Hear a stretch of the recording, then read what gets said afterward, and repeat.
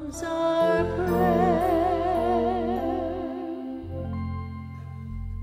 Dear ones, welcome into this Sunday, this wonderful Sunday again in November, when we celebrate wholeness, harmony, and unity. And today we're invited to do that through the concepts and through the realization more fully of forgiveness and love. So today we're invited to focus on forgiveness and love and to embrace that for the rest of the week. Forgiveness and love. And so it's interesting that it was written in the invitation to do so, to put forgiveness first and then love. Forgiveness and love. And as I was sharing this morning, forgiveness is the way to love. Forgiveness is the way to unconditioned and unconditional love, which is what we are always aspiring to release from within ourselves, because it is already there.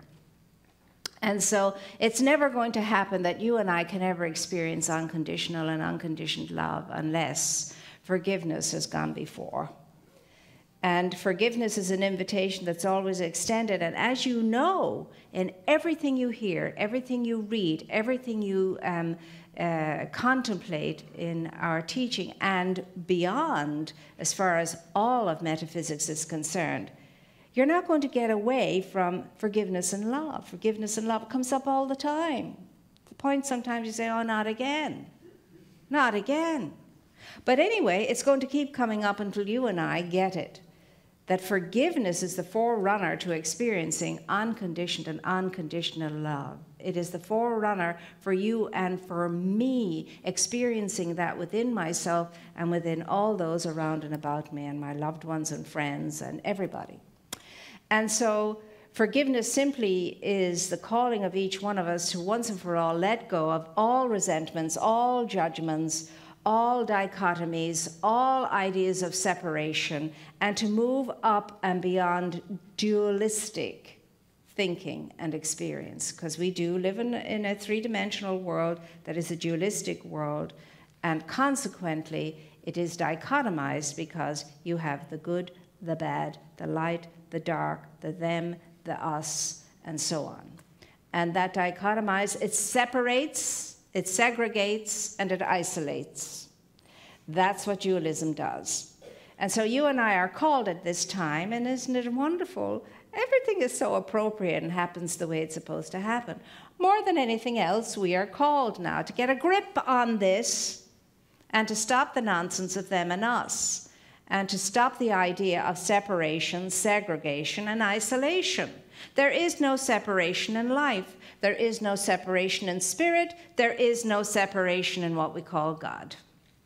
And so that's why we are here, because we're endeavoring to understand that and live from that more fully every day of our lives. And yet, darn it, we get ourselves caught up in the web of dualism all the time. However, it's always about endeavor. It's always about falling down and getting up, falling down and getting up. As the great ancient one said, it matters not if a man falls down 8 times if he gets up the 9th. In other words, it doesn't matter many times. We fall down, just get up, brush yourself off, and start all over again. That could be a song. Anyway, I dichotomize. And so we have to understand that forgiveness is the releasing of all of the negativity, all of the misconstrued notions and stories we have of ourselves and each other, the releasing of that and the letting it go. And it really follows us from our past. All the unforgiven things from the past weighs heavily upon us in the present and colors our lack of being able to forgive in the moment now. And you know what happened to Lot's wife when she looked over her shoulder? She turned into a pillar of salt. What does that represent? Salt is a preserving agent.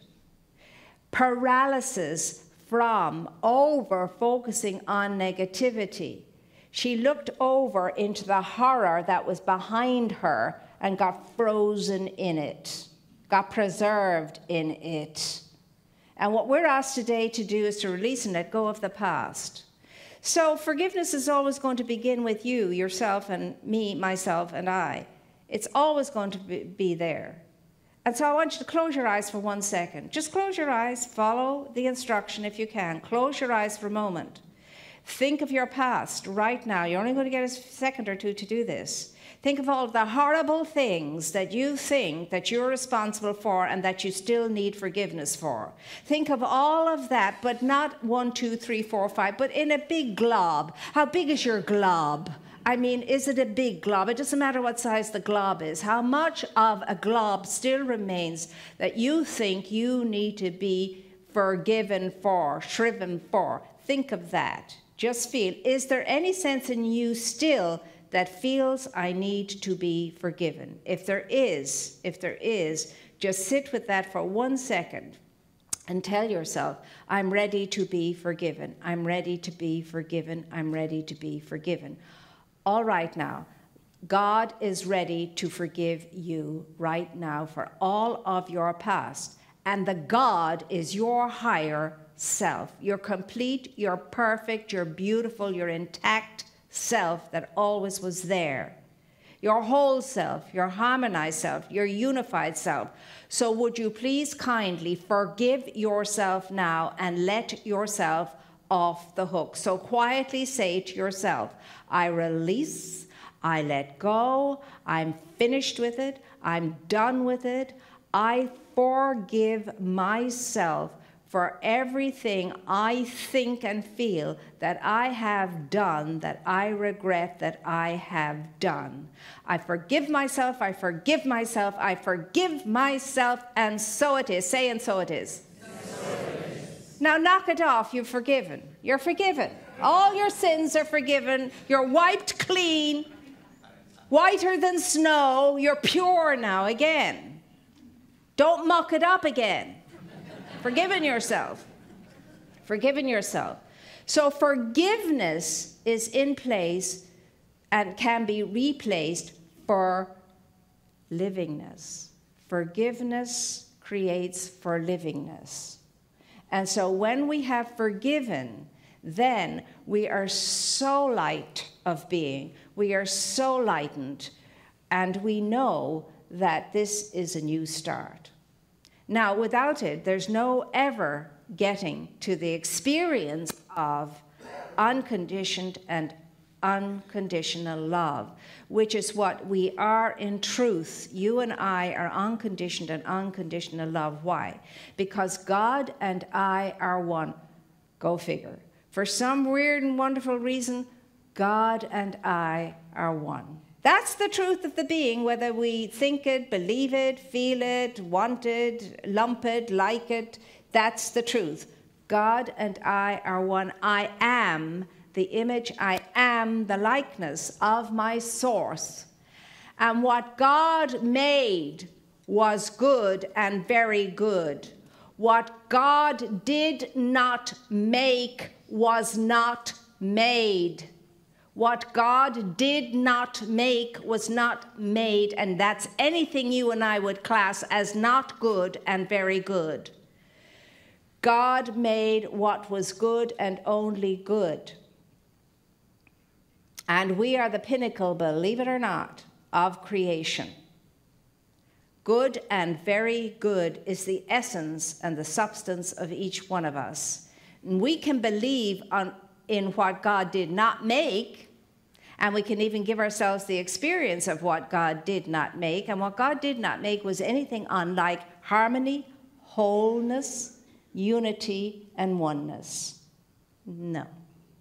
Anything that doesn't come under harmony, unity, wholeness, and oneness, God did not make, and it has no substance to it. It has no law under it. It is not an entity. And yet, you and I live according to what God did not make. Go figure. Just saying.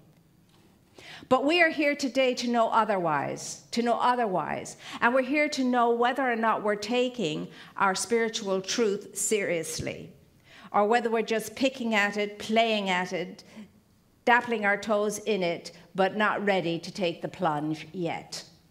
Because if you and I were ready to take the plunge, you and I would not be moved by anything. We would never again be scared or frightened. We would never again feel separated from anything or anyone. And you and I would have totally given up all that desire, whether it's conscious or unconscious, to compare and contrast and to judge and to name and to state so absolutely what is wrong with the world and everyone in it, and sometimes even ourselves. We would not be there anymore. We would have no desire to be there anymore.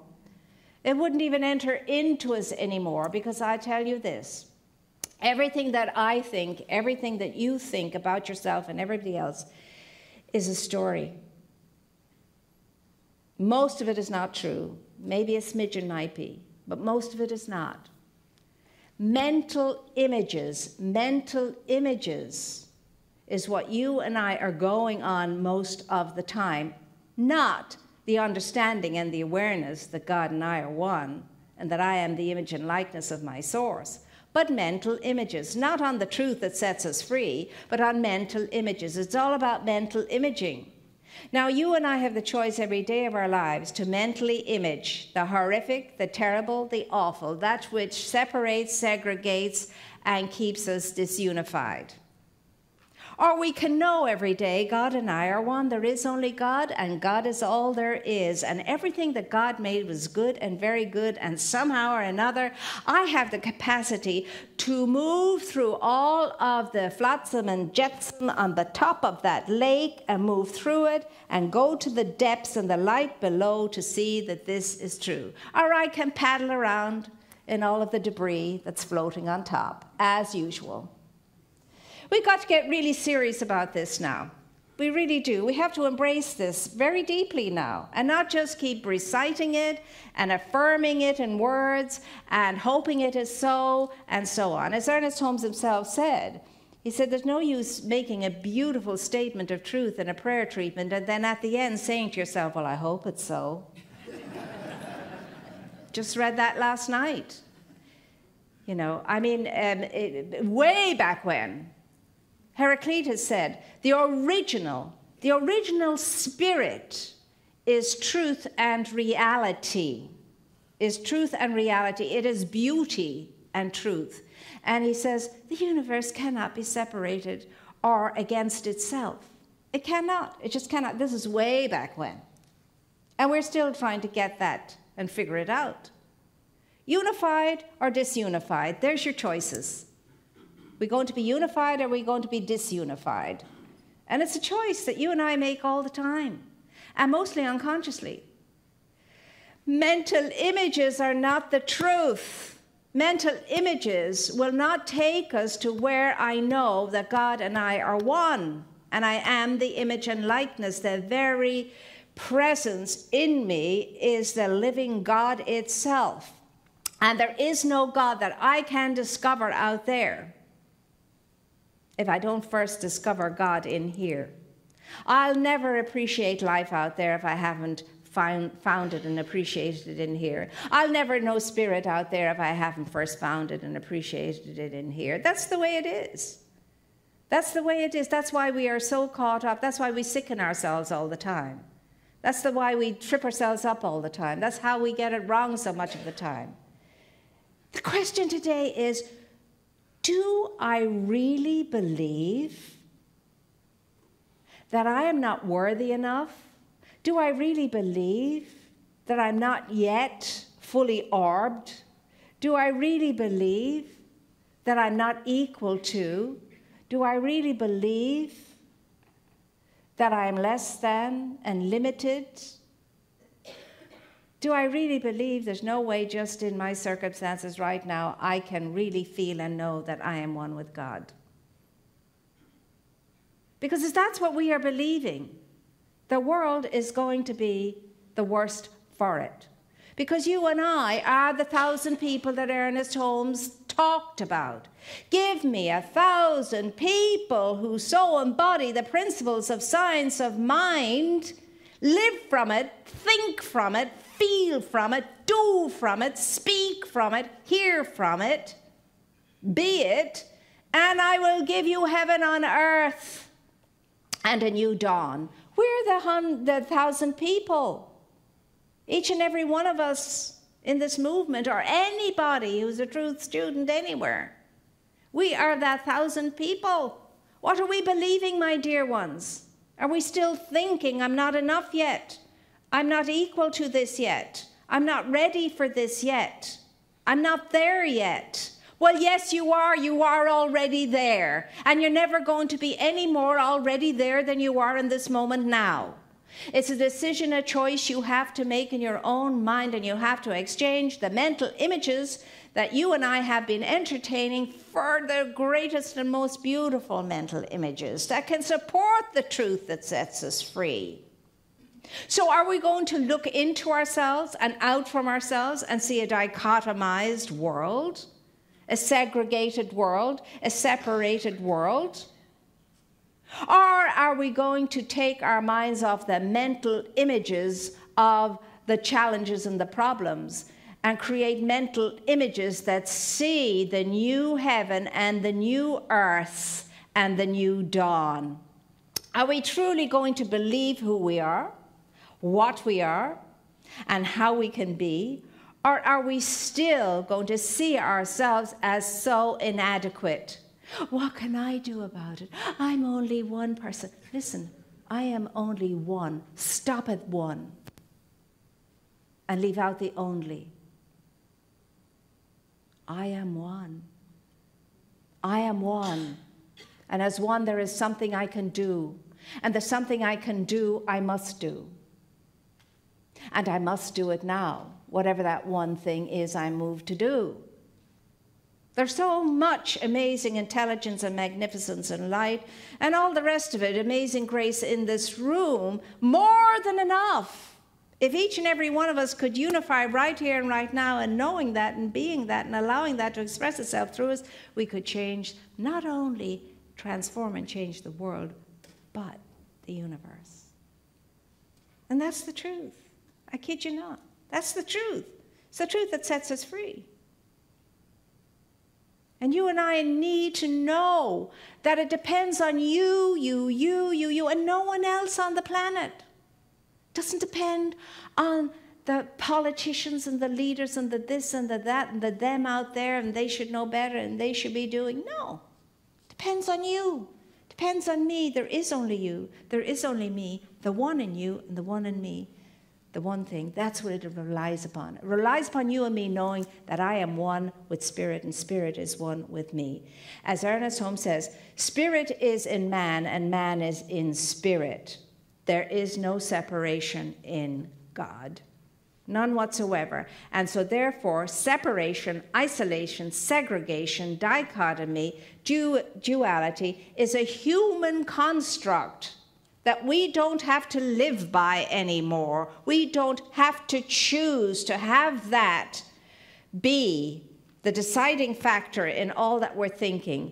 We don't have to choose to allow that to frighten us or scare us or put us off. We do not. There's enough of everything in this world for us to make a success of it and a go of it. And remember, like it or lump it, we're a global community. We always have been, actually. Because there's one race, the human race. There's one family, the family of God. And we're all in it, and each and every one of us belongs to each other, like it or not. But we're going to start liking it. And I'm going to challenge everybody to get this unified state going this week. When you gather with your family, I am going to challenge everybody. No politics is to be spoken. None whatsoever. No politics for one day, for heaven's sakes. No politics. That's the first challenge. The second challenge is to survey your family, look at your family, be in awe of your family and friends who gather around your Thanksgiving table and say, gee, God is one in each and every one of these amazing beings. And I'm going to namaste each and every one of them, because the only thing dwelling under my roof today is God and only God, showing up as a beautiful diversity in unity. I am blessed in this moment now. And let me tell you, if you succeed in those two things, you will know you're well on your way to unconditioned and unconditional love, and that you have taken this business of forgiving yourself for everything today seriously, because you can. It's yours to know, to do, to experience, and to be. And so, my dear ones, let us not be anything other than the completeness, the wholeness, the unity, and the oneness that we are, the beauty, the grace, the amazing grace of God, that magnificence that is just bursting to break through and express itself by means of you.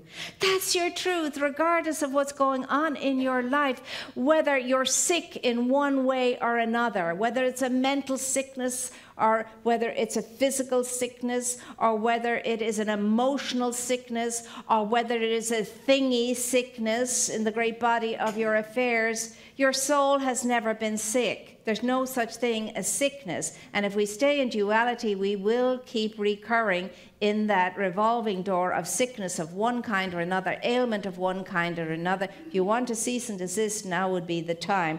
Just simply by telling yourself over and over and over again until you know it, until you feel it, until you experience, God and I are one. I am the perfect image and likeness of my source.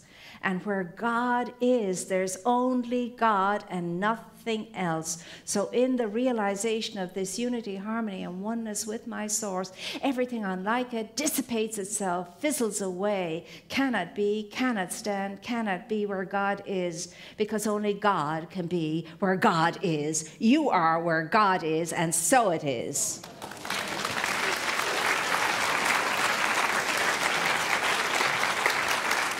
So it is.